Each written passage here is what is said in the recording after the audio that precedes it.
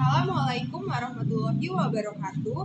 Tabipun, nama saya Peralisa Usmarianti, NPM 1813041012, mahasiswa program studi pendidikan Bahasa dan Sastra Indonesia Universitas Lampung dari kelas B. Pada video ini saya akan mempraktikkan keterampilan dasar mengajar teknik bertanya untuk pembelajaran Bahasa Indonesia kelas 10 kurikulum 2013.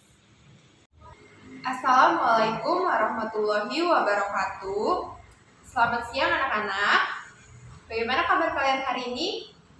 Alhamdulillah baik semua ya.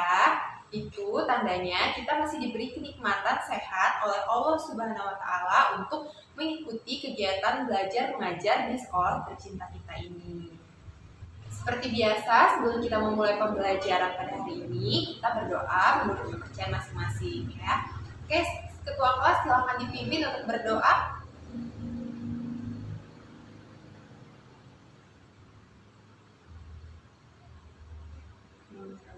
Oke, pada pembelajaran hari ini kita akan memasuki KD 3.11 dan 4.11, yaitu tentang teks negosiasi.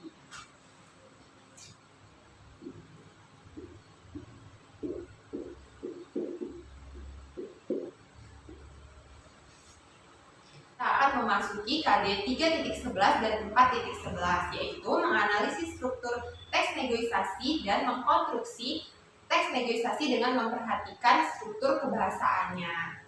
Adapun tujuan pembelajarannya, yang pertama, peserta didik mampu mengidentifikasi dan menganalisis unsur kebahasaan dan struktur teks negosiasi. Lalu yang kedua, peserta didik mampu menyusun kembali teks negosiasi. Oke, sebelumnya Ibu ingin bertanya, apa ada yang pernah melakukan negosiasi?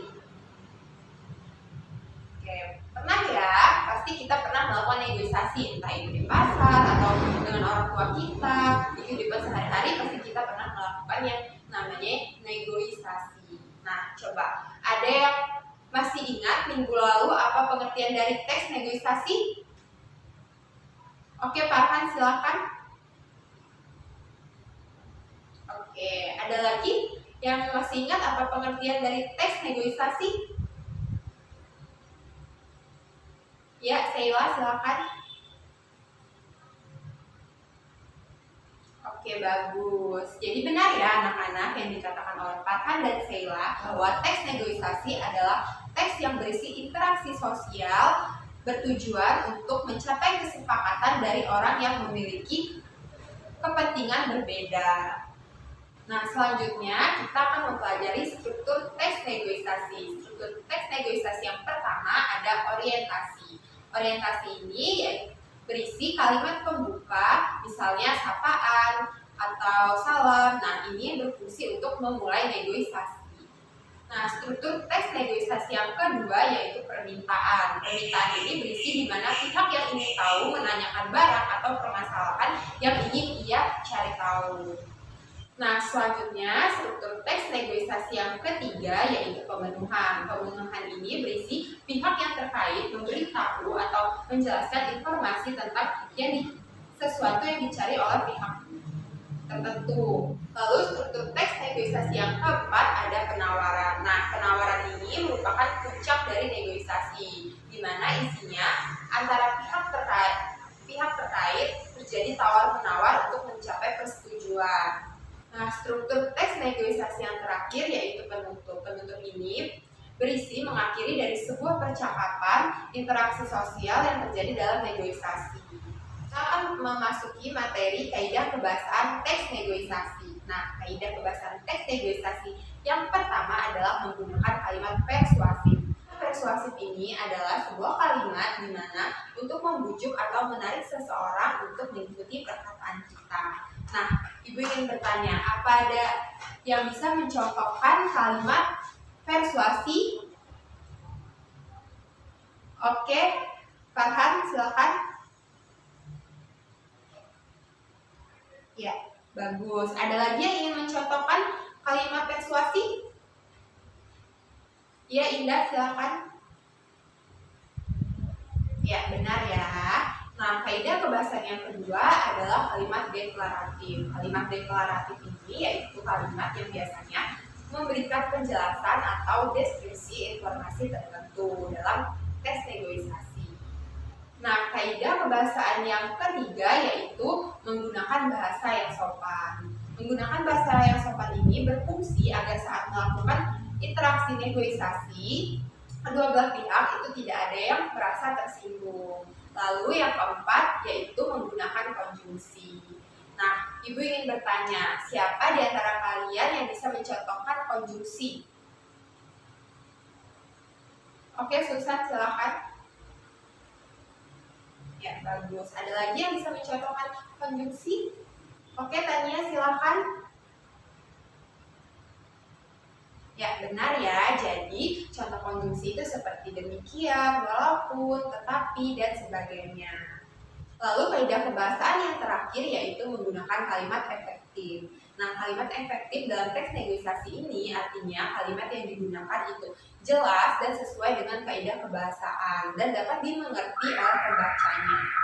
Nah, selanjutnya langkah-langkah menyusun teks negosiasi. Nah, langkah yang pertama yaitu menentukan tujuan. Kita harus menentukan terlebih dahulu tujuan dari teks negosiasi. Misalnya, kita ingin mengambil teks negosiasi tentang jual beli.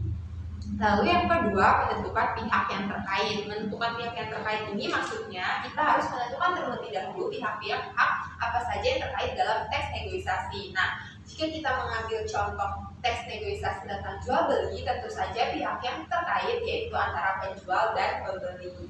Selanjutnya, langkah yang ketiga yaitu menentukan masalah. Nah, dalam teks negosiasi jual beli kita terlebih dahulu menentukan masalahnya. Misalkan ketersediaan barang yang dicari oleh pembeli itu ada atau tidak. Lalu yang keempat yaitu menentukan penawaran. Nah, dalam teks negosiasi kita harus terlebih dahulu menentukan penawaran antara si penjual dan pembeli. Nah, langkah yang terakhir atau yang kelima yaitu menentukan cara untuk bersepakat. Nah, dalam teks negosiasi pasti ada kesepakatan antara penjual dan pembeli. Nah, oleh karena itu kita harus menentukan terlebih dahulu cara untuk bersepakat antara penjual dan pembeli, antara ya atau tidak.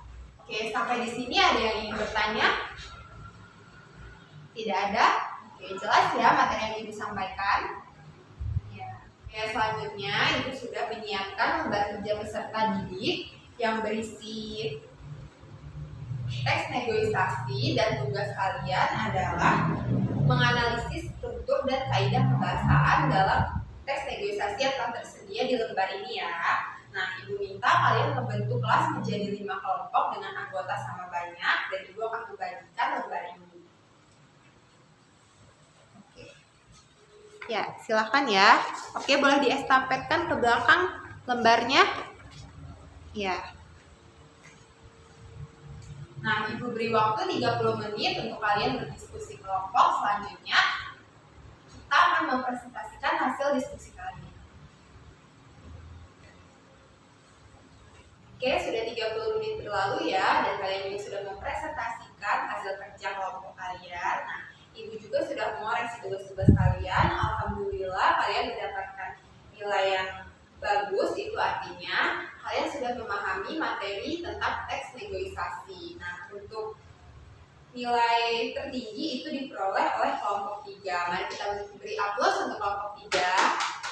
Nah, tidak terasa jam pelajaran sudah hampir habis. Sebelum Ibu menutup pembelajaran, Ibu ingin minta 2 orang siswa untuk menyimpulkan materi pembelajaran kita pada hari ini. Ayo, ada yang berani?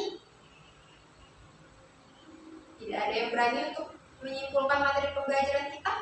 Tidak apa-apa ya berpendapat di dalam kelas, karena pendapat kalian tersebut akan Ibu masukkan sebagai nilai keaktifan dan akan Ibu akumulasikan pada pertengahan semester nanti. Ayo, siapa yang mau menyampaikan kesimpulan dari materi pembelajaran kita pada hari ini?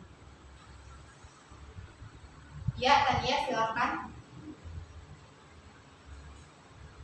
Oke, sip. Ada lagi? Ayo, 1 orang lagi yang ingin menyampaikan kesimpulan dari materi pembelajaran kita pada hari ini. Ya, Agus silakan.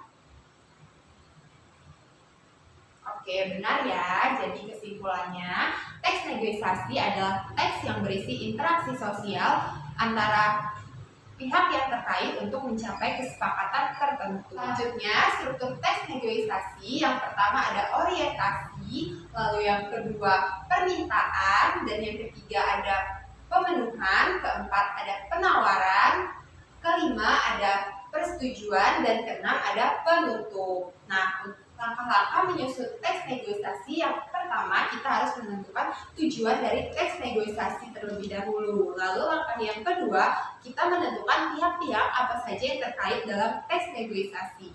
Nah, yang ketiga, kita menentukan masalah dalam teks negosiasi.